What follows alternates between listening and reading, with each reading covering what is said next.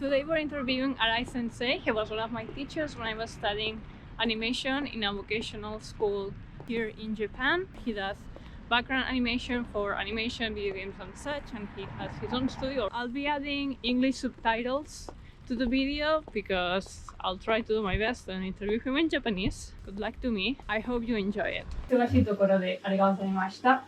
じゃあ初めからご紹介がいただいていいですか？名前はアニメの背景やっている新井和弘。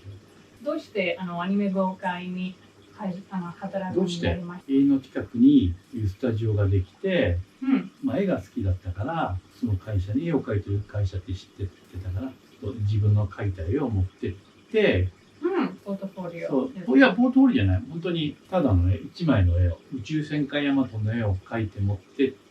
上手だからいただいてみるって言われて。いいですね。それがもう背景でしたか？そう、その会社は背景の会社だから。あ、そっか。そこからもアニメ業界に入っていただいて。だからそれでも今の学校に入った学校を卒業して、今の講師やってる専門学校に入って、卒業してからこの業界に入って今まで。そうずっと。スタジオ最初はねマスコットっていう今もうない。でその時は何の仕事やりましたとか、なんかみんなと一緒にやってもらって。最初は何だろう、サザエさんとかほかほか家族とかやって、あとは東映のやってたからドクタースランプ新井ちゃんとか。すごい。その時は背景の監督があってその人にチェックをさせてくれることで、だんだん自分の映画も。そうだね。いつくらいから自分のスタジオやって始めましたか？スタジオはもうあれだけど、だからこのスタジオここまで、そこからここまではどうやって？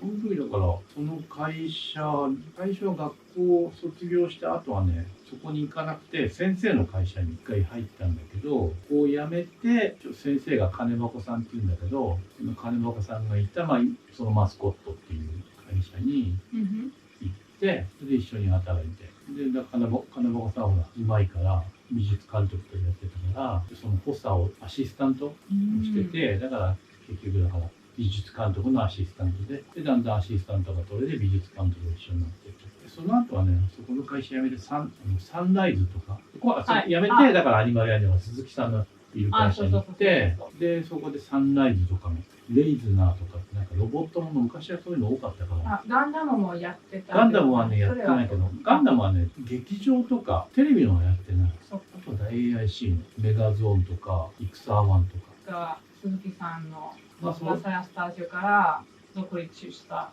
ということですか？そうだね。あと学生とも仕事してますね。学生小山と堺が最初の昔の何期生かな、最初ぐらいの卒業生、堺もそう。今一緒に2人とも美術、美観はやってないけど美術的な仕事はやってるから、もうだいぶうまいんで。